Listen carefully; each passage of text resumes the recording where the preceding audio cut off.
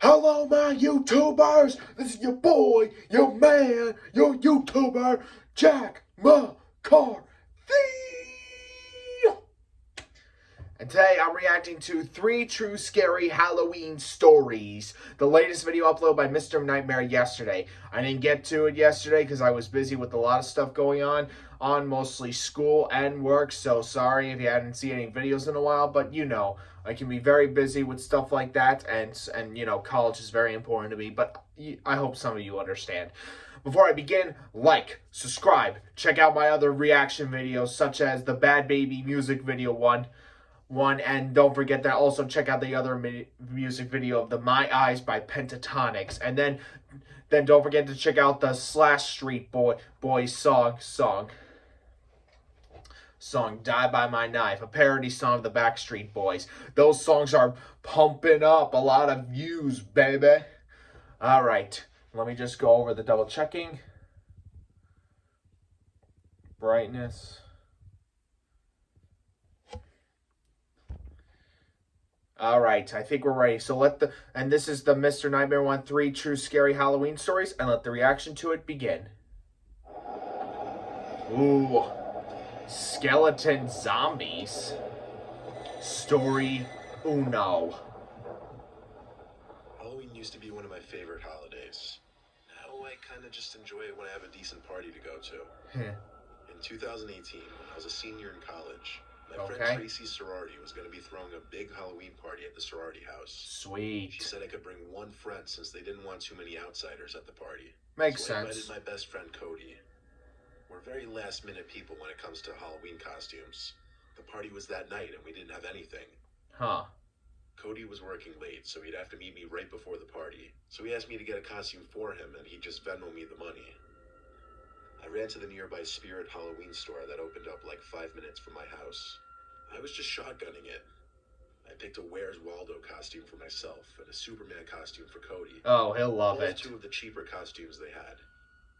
Everything was normal until I got to the cashier. Why? I was on the phone with Cody, telling him about the costume I got him and giving him details about the party. I told him which sorority it was, that Tracy got us the invite, gave him the address, and then he convinced me to pick him up instead of us just meeting, stuff like that. Guess that could work. All of this was said as the cashier was watching me. He was some guy who was decently older than me, but because of his receding hairline, I couldn't put a gauge on it as to whether he was in his 30s or low 40s. He wore glasses, though, and had a skinny-ish build and an awkward presence. I guess rang so. up the 2 costumes. He had a comment something along the lines of, "Sounds like you have a fun party tonight, huh?" I chuckled and said, "Yeah."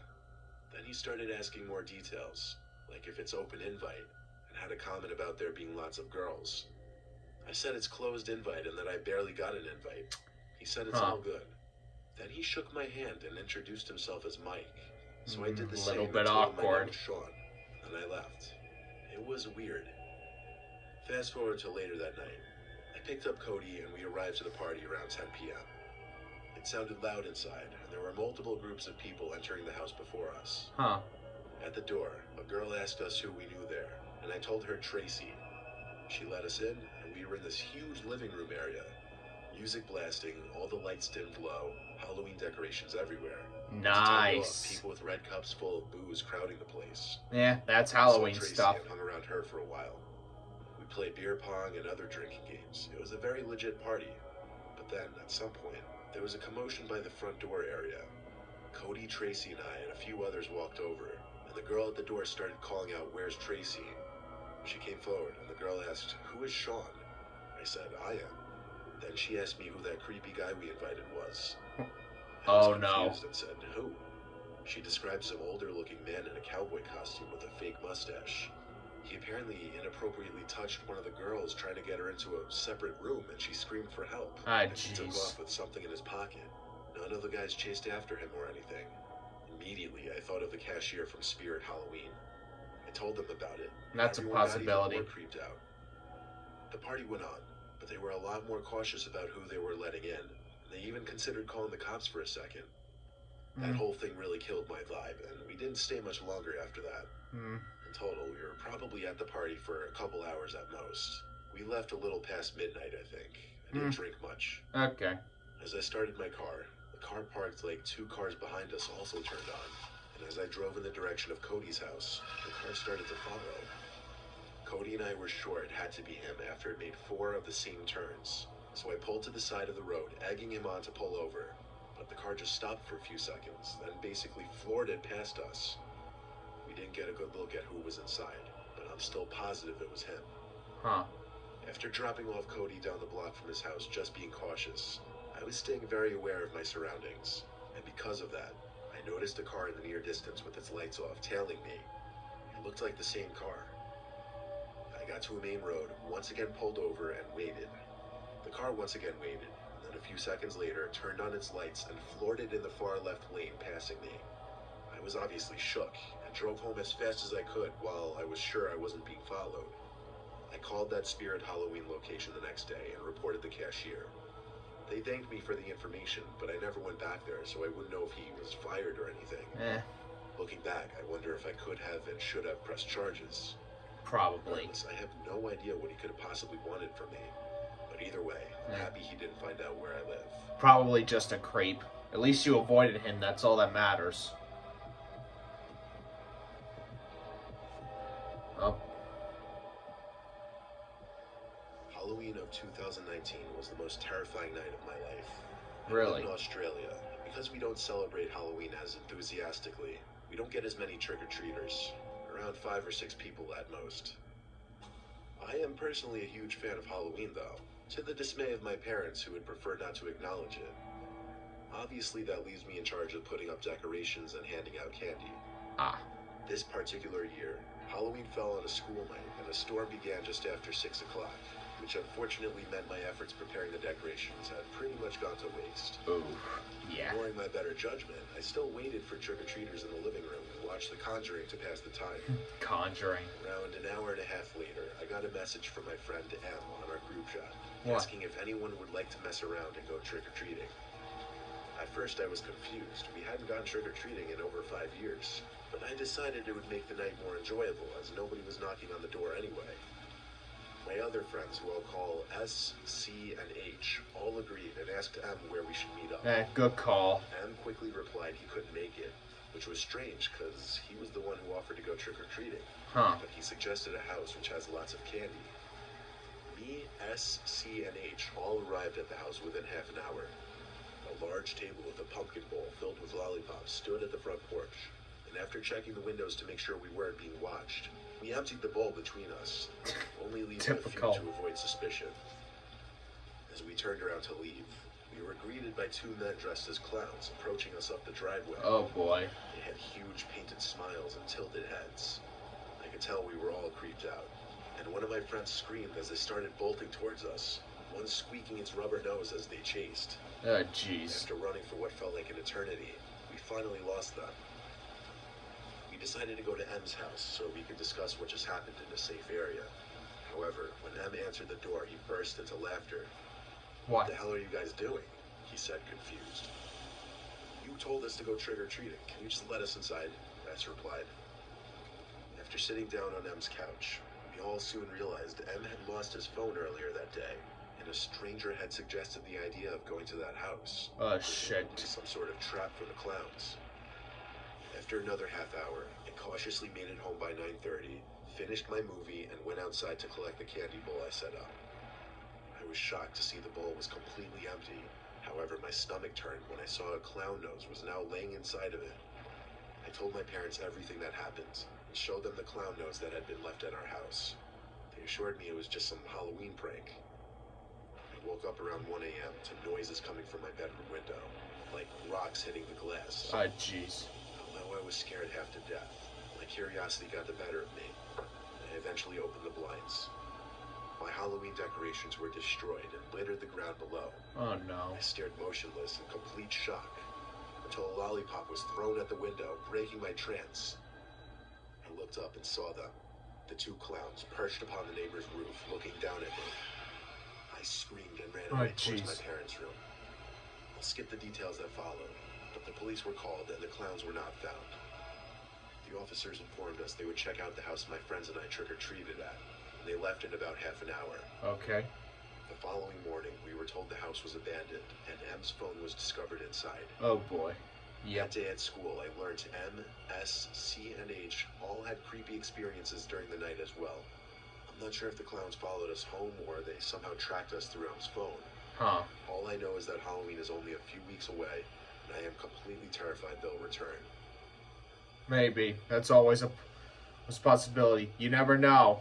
After all, it's a small world.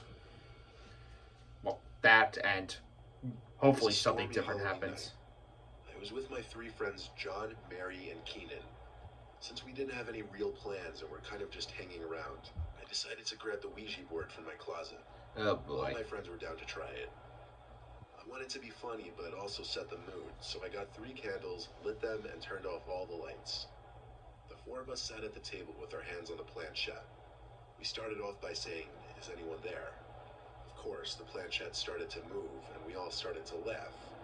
It went from Y to E to S, spelling yes. John and I began asking the really stupid, goofy questions. Like? Will you haunt Mary? And she kept begging us to stop. But as the planchette moved to once again spell out the word yes, Oh boy. we all erupted into laughter. Oh To be no. honest, I didn't even contribute to moving the piece around the board. I just assumed John and Keenan were messing around for the most part. Then, without anyone asking a question, the planchette started moving to spell the words, "I'm inside the house." More laughs, until there was a huge, very obvious thump sound from directly upstairs. Like right Oh, over no. our heads. It most closely resembled a boot stomping on the floor.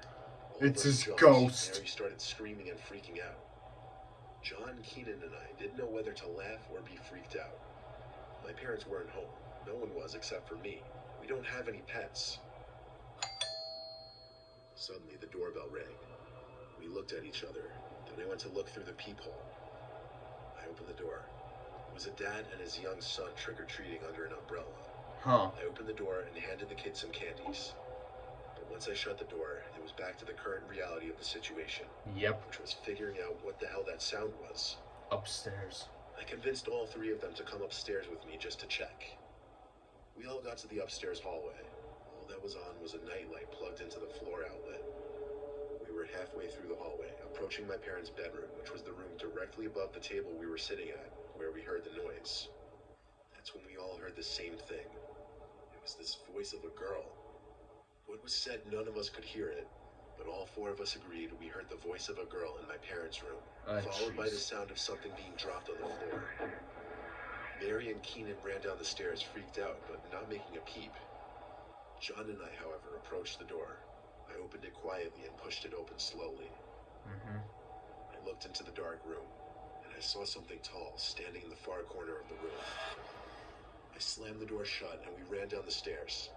We stayed in the living room and flicked on the lights, and then noticed one of the candles by the Ouija board was blown out. I called the cops, and a few minutes later, when an officer arrived, I asked him to check my parents' bedroom. I led him up the stairs and pointed at the door. He knocked on it and announced police, then opened the door quickly and flicked on the light. And? He checked the closet, under the bed, nothing. That's when we followed and entered the room as well. I could confirm no one was in there. It was a ghost. While we were at it, we checked every single bedroom and bathroom up there. There was not a single possible place anybody could be hiding. After the police officer left, we threw the Ouija board in the neighbor's garbage, and we all sat under the awning in my backyard, listening to the storm in silence Good until call. my parents returned. After telling the story to my parents together, eventually my friends left. My parents seemed to believe us, but what could they really do? I didn't sleep too well that night. Obviously, I have no plans of using a Ouija board ever again. I never F with those things. Those Ouija boards can be very dangerous. I mean, have you seen The Exorcist? You don't fuck with a thing that can conjure up the dead, I'm telling you.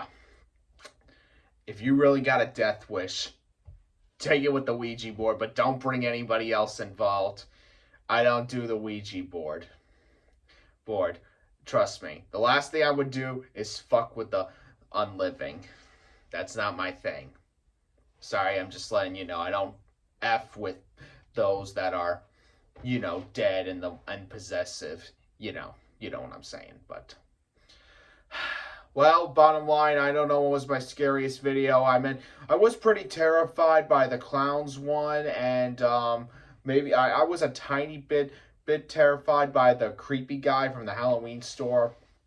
This right here was like around second. I think the first one was the clowns, the second one was the Ouija board, and the third was the creepy guy. That was my order of from scariest to least scariest, just so everybody knows. If you got a new scary order, type down in the comments. Well, hope you liked the reaction video. Like the videos, you can watch it over and over and over again. And make sure you click the subscribe button and the little bell so you never, ever, ever, ever, ever, ever, ever miss out on any updates or other videos such as this. And then always stay tuned for more videos. Like I said, I promise I will try my best when I'm not too busy with work and school. In the meantime, Jack McCarthy signing off. Bye.